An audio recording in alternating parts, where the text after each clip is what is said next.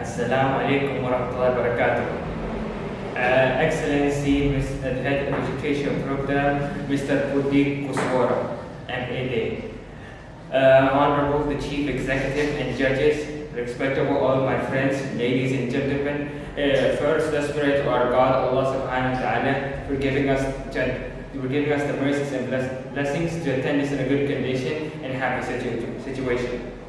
Second, may peace and salvation to our Prophet Muhammad sallallahu alaihi wasallam, the last messenger of God, who guided us from darkness to brightness, from stupidity to cleverness, namely Islamic religion. Before starting speech, allow me to introduce myself. I am Miss Muhammad. I live in Makkah, but I live in Indonesia now with my older sister. I'm the representative of the senior high school Raudlatul Ulum Gondanglegi.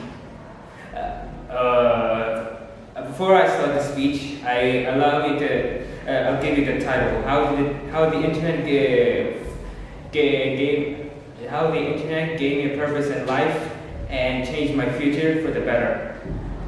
The Internet.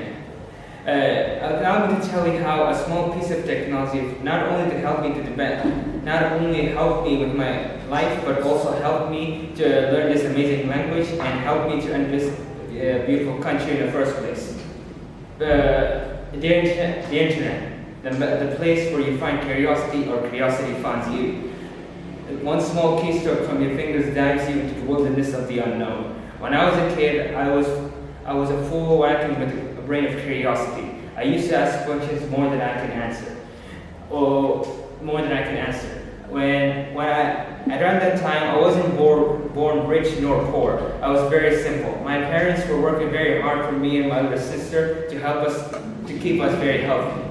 And one day or another, my parents saved enough money to buy our first ever laptop. For not only the benefit for our entertainment, but also to help us learn even more. And ladies and gentlemen, this is my first ever face of my internet knowledge. When I first got my hand on that laptop, I was full-blown confused. The only major reason why I used the laptop in the first place is that I heard that I can watch SpongeBob and that's it. That's all I ever wanted.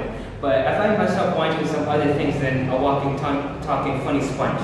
I used to watch videos of people watching playing video games. Even though I never understood anything of what they're saying, and their content is very simple, just play video games and that's it. But I find myself fascinated with these people. Fascinated with their characters, their charm, their personality. I can't help but love them.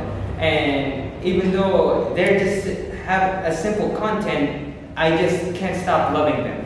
And I can't help but wanting to understand them. Every time they speak out, I take every word what they're saying and tell my older brother and my mother to help me translate what they're saying. And I'll say without them, I couldn't have passed on my first ever checkpoint. Years and years have gone by. When I was in middle school, I was fully ready to embrace myself as an English speaker. Around that time in middle school, I was so good with English that everyone in the school wants to know my secret and wants to know how did I know English very well. I just can't sit down and eat my food alone without someone telling me and asking me how did I learn English very well and how did I know English that good. And I just look at them, stand up, and I just say two words: go watch YouTube, and walk away. And around that time, even though I had everything, I couldn't see it. I developed having a midlife crisis. I was asking myself my truest purpose of life. Do I matter at all? Do I have a purpose? I was just a bother to everyone. And you may ask, how did I keep those words at bay? You may ask, well, I just go back to the internet and watch those videos again. Even though it's unhealthy, around that time I never had friends nor anyone that I can hang out with. I was alone. And when watching those videos of people, of my favorite YouTubers play video games, and around generally, yes, video games and other kind of stuff that speak out English, and it helped me, eases me up a little bit. That's when around 2 or 3 months later, when I found my truest purpose of life. My school had this invitation where they take 6 students at their school and invite them to another school where they get reviewed by the headmasters who also know English very well. And they ask questions about history of Makkah, Islamic, etc. And I was one of those lucky students. I was invited to this big school, not as big as this one, nor as big as I was attending. Anyhow, it was big. And I was sent to this small class where the 3 headmasters were waiting for me. And I was a little bit nervous because this is the first time ever I was spoken to someone. I'm meeting and spoken to someone who is the same level as good as English as I am. And my nerves were proven valid because the headmasters were so good with English that I almost stripped down with my words. Their accent was so good, and almost that they're also American. They have a great American accent. Anyhow, they asked me questions, I answered them, and it was done. If you may ask, why did I tell the speech in the first place? Well, in short,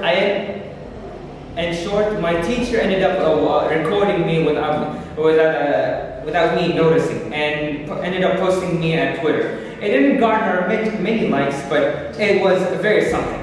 At least I was gone around the wild and around the internet. Therefore, I can take a common thread from my personal life. The internet is a vast communication, can be facilitated between one place and another.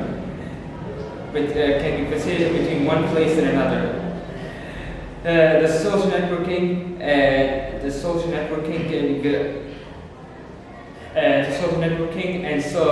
media can be facilitated. Twitter and Facebook and more. Social promotion is no stranger to the internet. And it's fundraising in DeFi Wallet. DeFi Wallet is you can search for them by search engine Google, Yahoo, and Bing. So I would say without the internet, I wouldn't have gone standing here and speaking to you. So yeah, thank you so much. Thank you so much. And more or less, I apologize. Thank you so much. Assalamualaikum warahmatullahi wabarakatuh. Waalaikumsalam. Okay.